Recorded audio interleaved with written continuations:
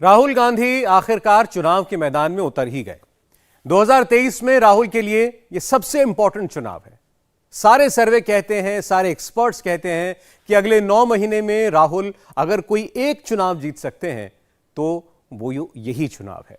मोदी विरोधी नेताओं ने राहुल गांधी को एक चैलेंज दिया है, कम से कम एक चुनाव तो जीत कर दिखाओ। राहुल ने इस चैलेंज को बड़ी सीरियसली ले लिया है। अक्सर ऐसा होता है कि राहुल किसी राज्य में चुनाव अनाउंस हो जाने के बाद ही पहुंचते हैं। इस बार वो पहले पहुंच गए हैं। राहुल गांधी में कितना दम है? क्या ममता बनर्जी, अरविंद केजरीवाल, केसीआर और नीतीश कुमार से कम दम है? और क्या इन सबको हराने का, सबको घेरने का प्लान नरेंद्र मोदी के पास पहले से तैयार है? आइए देखते हैं।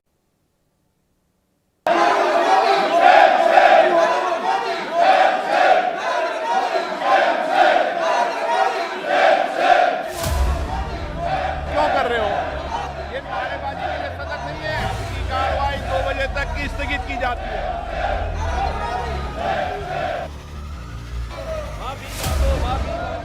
फ्रीडम ऐप से सीखकर क्या आप मोमबत्ती बनाते हैं? अगर ऐसा है तो आप अपनी मोमबत्तियों को 1 करोड़ फ्रीडम ऐप के जो ग्राहक हैं उन्हें बिना किसी खर्चे के आप उसे बेच सकते हैं। संसद बैठी तो राहुल माफी मांगो। चेयरमैन सर, संसद ठप हुई तो भी राहुल आज की संशोधित कार्यसूची में क्रम संख्या 13 पर मेरे नाम के सम्मुख अंकित दस्तावेज की एक प्रति। सड़क पर भी राहुल राहुल गांधी माफी मांगो। राहुल गांधी माफी मांगो। बीजेपी की टाइमलाइन पर राहुल बीजेपी के कार्टून्स में भी राहुल, मोदी के मंत्रियों की जबान पर भी Rahul. You should apologize categorically, unequivocally. An apology doesn't come in the form of मैंने ये नहीं कहा, मेरी आपने ये समझ लिया, मैं कह कुछ और रहा था, etc. etc. उनको आकर के माफी मांगने में कौन सा शर्म की बात है? उसने गलत काम किया, गलत बयान किया है, लेकिन ये लोग परिवारवाद, वंशवाद और भ्रष्टाचार के जाल में फंसे हुए। ये नाक साफ है, नाक साफ। इनको जनता खदेड़ करके और देश से बाहर भेजेगी। अगर वो माफी नहीं मांगते हैं तो मेरे जैसा लोग तो उन्हें कभी माफ नहीं करेगा। उनको मालूम है कि वो टुकड़े टुकड़े गैंग टूल किट के इशारे पर ये काम किया। बीजेपी अध्यक्ष भी बोले राहुल। उन्होंने प्रजातंत्र की हर मर्यादाएं लांघ दी। क्या बीजेपी ही राहुल गांधी को हीरो बना रही है?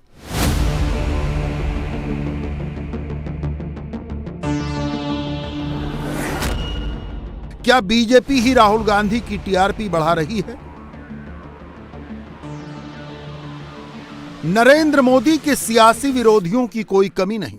एक ढूंढो तो 1000 मिलते हैं। लेकिन बीजेपी और उसके नेता पिछले 7 दिनों से मोदी के दूसरे किसी भी विरोधी का नाम नहीं ले रहे। खुद प्रधानमंत्री भी राहुल गांधी पर ही हमले करते हैं। दुर्भाग्य है कि लंदन में ही भारत के लोकतंत्र पर सवाल उठाने का काम किया गया। भारत के लोकतंत्र की जड़ें हमारे सदियों के इतिहास से सींची गई है। दुनिया की कोई ताकत भारत की लोकतंत्र की परंपराओं को नुकसान नहीं पहुंचा सकती। बावजूद इसके कुछ लोग भारत के लोकतंत्र को लगातार कटघरे में खड़ा कर रहे हैं। बीजेपी इन दिनों ममता बनर्जी का नाम नहीं ले रही। नीतीश कुमार पर सिर्फ बिहार बीजेपी के नेता बोलते हैं। केजरीवाल पर भी बीजेपी में सन्नाटा है। ठाकरे अब कोई मुद्दा नहीं दिख रहे। बीजेपी में ऊपर से नीचे तक राहुल ही राहुल हो रहा है। कांग्रेस ने इसे सावरकर वर्सेस गांधी का टर्न दिया तो बीजेपी भी उसी लाइन पर बढ़ चली।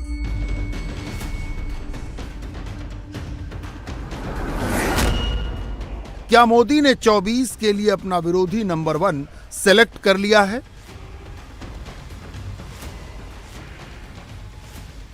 बीजेपी ने जिस तरीके से राहुल को हेडलाइन दी उससे ममता बनर्जी परेशान है, अखिलेश यादव परेशान है, केजरीवाल परेशान है, केसीआर परेशान है। याद कीजिए 22 का यूपी चुनाव, प्रधानमंत्री ने लाल टोपी और रेड सिग्नल कहकर अखिलेश का विरोधी चुन लिया था। नुकसान मायावती का हो गया। यूपी चुनाव में मुसलमानों ने मायावती को वोट ही नहीं दिया। क्या 24 में वैसा ही नुकसान ममता अखिलेश केजरीवाल को होने वाला है? क्या इसीलिए थर्ड फ्रंट कैंप में यह स्ट्रेटजी बनी है कि मोदी से बाद में लड़ो, पहले राहुल गांधी से लड़ो? 24 में मोदी से कौन लड़ेगा? क्या राहुल गांधी लड़ेंगे या अरविंद केजरीवाल लड़ेंगे? ममता बनर्जी लड़ेंगी या अखिलेश यादव लीडर होंगे? क्या नीतीश कुमार को सब नेता मान लेंगे? क्या अनुभवी शरद पवार और केसीआर में से कोई नेता बनेगा? उद्धव ठाकरे का कितना चांस है? या इन सब को पीछे छोड़कर कोई और नेता मोदी से लड़ेगा? 24 के लिए अभी मोटे तौर पर 3 फ्रंट दिख रहे हैं। फर्स्ट फ्रंट नरेंद्र मोदी का है,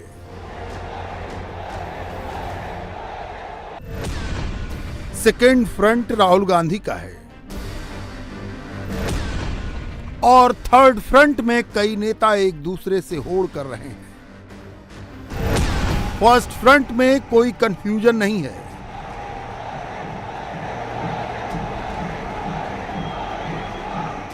मोदी नेता हैं और सबको मान्य है। सेकेंड फ्रंट के बारे में कांग्रेस ने क्लियर कर दिया है कि राहुल गांधी की लीडरशिप पर कोई समझौता नहीं होगा। बचा थर्ड फ्रंट तो वहां हलचल सबसे ज्यादा तेज है, लीडरशिप का झगड़ा सबसे तीखा है।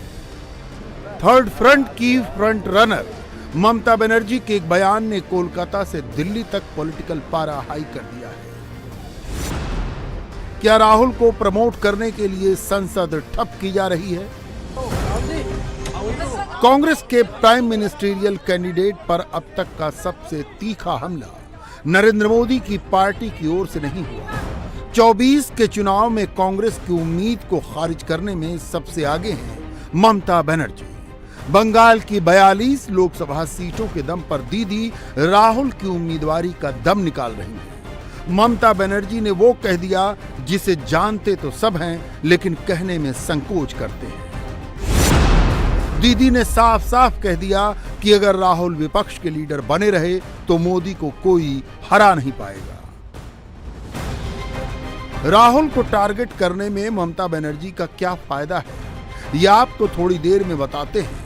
सबसे पहले आपको सुनाते हैं दीदी का वो बयान जिसका ऑडियो तो है लेकिन वीडियो नहीं है, क्योंकि दीदी ने ये बात अपने कार्यकर्ताओं से फोन लाइन पर कही। आज के दीर्घदिन ধরে আমাদের পার্লামেন্টে দেখবার দেখো রাহুল গান্ধী সুবিধা করার জন্য কি নেতা দেখো রাহুল গান্ধীর মুখটা থাকলে মোদিকে কেউ অন্য কারণ ও রাহুল গান্ধী হচ্ছে মোদির সবচেয়ে বড় পার্টি সম্পর্কে আমরা বুঝে নিই। সবচেয়ে বড় কি আর সরকার বলে আমরা তো কখন দেখেছি যে বাইরে থেকে ইন্ডোনেশিয়া আমরা তো তাই পার্লামেন্ট খোলা থাকবো আগামী ব্যাপারে কেন আমাদের এই ব্যাপারে আলোচনা হচ্ছে, কেন গ্যাসের ব্যাপারে আলোচনা হচ্ছে না, কেন গ্যাসের ব্যাপারে আলোচনা হচ্ছে না? আবার ইউনিফর্ম রিপোর্ট প্রেস করেছে এই সুযোগে আমরা ইউনিফর্ম রিপোর্ট বাড়ি না এবং আমরা করতেও দেবো না। এনআরসিও করতে দিয়েছি, মনে রাখবেন এটা আমার গভর্নমেন্টের হাতে, এটা অন্য রাজ্য করলেও আমি করবো না। আমি এনআরসিও করতে দেবো না, আমি কেউ করতে দেবো। যখন ইউনিফর্ম সিভিল কোড আমরা পাই না, এটা মেনটেন করতে হবে। কত কাজ, কত রিলিজ, কত ক্রিম। ममता बनर्जी के कहने का लबोलुआब ये है कि उनकी पार्टी तो संसद चलाना चाहती है, लेकिन बीजेपी संसद चलने नहीं दे रही और मोदी राहुल गांधी को हीरो बना रहे हैं। ममता को लगता है कि राहुल को हेडलाइन में रखने के लिए ही उनके घर पुलिस भेजी गई है।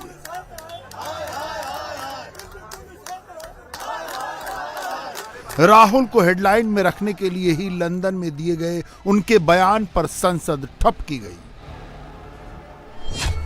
मोदी जी खूब कोशिश करो हमें मट्टी में दबाने की, लेकिन हम बीज है बार बार उगते रहते हैं। कांग्रेस अध्यक्ष मल्लिकार्जुन खड़गे के चैम्बर में विपक्षी दलों की मीटिंग हुई तो उसमें कांग्रेस समेत 15 दल आए। केजरीवाल का नुमाइंदा आया, नीतीश और लालू का नुमाइंदा आया, लेकिन ममता की पार्टी का कोई नुमाइंदा ना तो मीटिंग में आया, न विपक्ष की साझा प्रेस कॉन्फ्रेंस में आया। ममता को जवाब देने के लिए अधीर रंजन चौधरी आगे आए।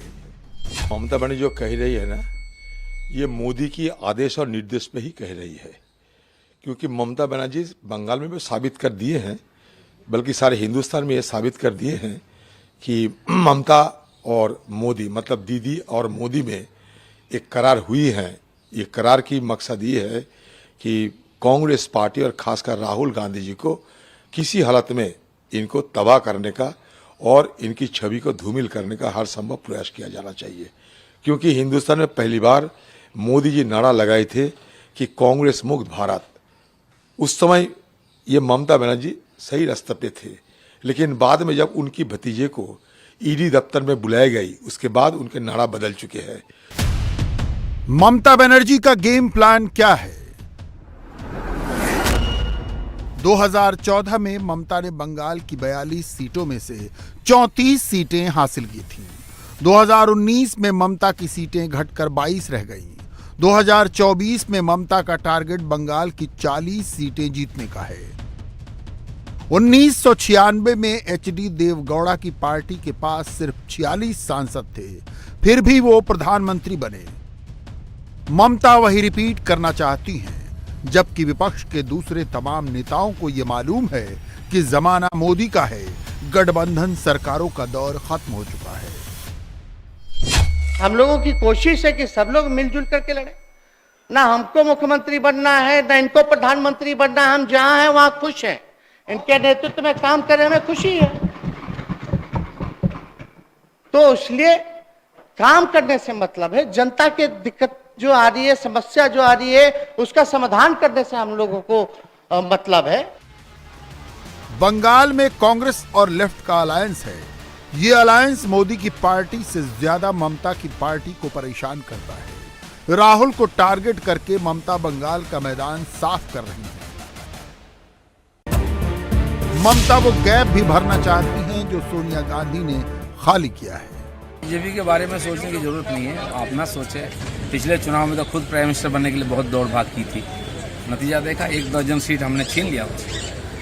तो इसलिए फिर बीच में गोवा, आसाम, त्रिपुरा सबका अभियान हो गया है, हाथ कुछ नहीं लगा। इसलिए उनको लग गया कि अब भागा दौड़ी करके फायदा नहीं, बंगाल बचाने से काफ़ी होगा। अखिलेश जी का पास काफ़ी टाइम है, अभी कोई काम नहीं है, इसलिए पॉलिटिकल टूरिज्म में निकले हैं। बंगाल से शुरू किया, देखते हैं कहाँ पहुँचते हैं। ममता राहुल में से किसे देखते हैं कि जो पीएम मोदी को चैलेंज कर सके? क्यों पड़े हो चक्कर में, कोई नहीं है टक्कर में। 2021 में ममता ने मोदी की महाशक्ति से लड़कर बंगाल की सत्ता हासिल की। विपक्ष के दूसरे नेताओं के लिए ममता ने एक बड़ी लाइन खींच ली। राहुल अब तक वैसा कोई करिश्मा नहीं दिखा पाए। चुनाव में जहां भी मेरी जरूरत पड़ेगी, जिस डिस्ट्रिक्ट में आप चाहते हो, मैं जाने को तैयार हूं।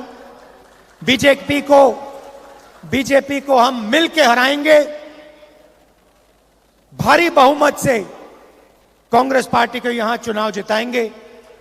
लगभग 4000 किलोमीटर की पैदल भारत जोड़ो यात्रा करके राहुल ने जो मोमेंटम बनाया वो हाल के विधानसभा चुनावों में खत्म हो गया। राहुल के पास राजनीति और शासन दोनों का अनुभव नहीं है। ममता बनर्जी दोनों मामले में राहुल से बहुत सीनियर हैं।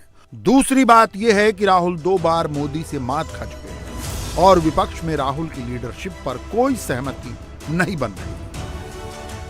दिल्ली में पार्लियामेंट हाउस में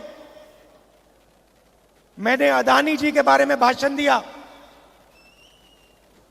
कि हिंदुस्तान में सारे के सारे बिजनेस, सारी की सारी इंडस्ट्रीज फ्रीडम ऐप से सीखकर क्या आप मोमबत्ती बनाते हैं? अगर ऐसा है तो आप अपनी मोमबत्तियों को 1 करोड़ फ्रीडम ऐप के जो ग्राहक हैं उन्हें बिना किसी खर्चे के आप उसे बेच सकते हैं।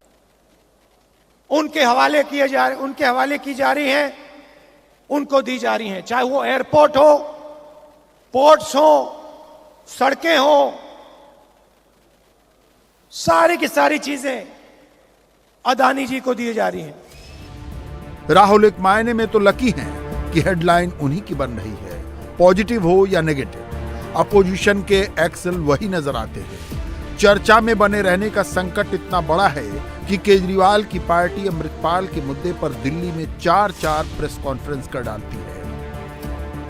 राहुल गांधी मोदी से मुकाबले में बने रहें, इसके लिए जरूरी है कि वो अपना सपोर्ट बेस बढ़ाएं और राहुल का सपोर्ट बेस बढ़े। इसके लिए जरूरी है कि वो जीत कर दिखाएं। जैसे ममता ने बंगाल को जीता, उसी तरह अगर राहुल कर्नाटक और मध्य प्रदेश जीत कर दिखा दें तो 24 का इक्वेशन चेंज हो सकता है। अगर ऐसा हुआ तो ममता का नजरिया भी बदल सकता है। तब तक राहुल फायरिंग रेंज में ही रहेंगे।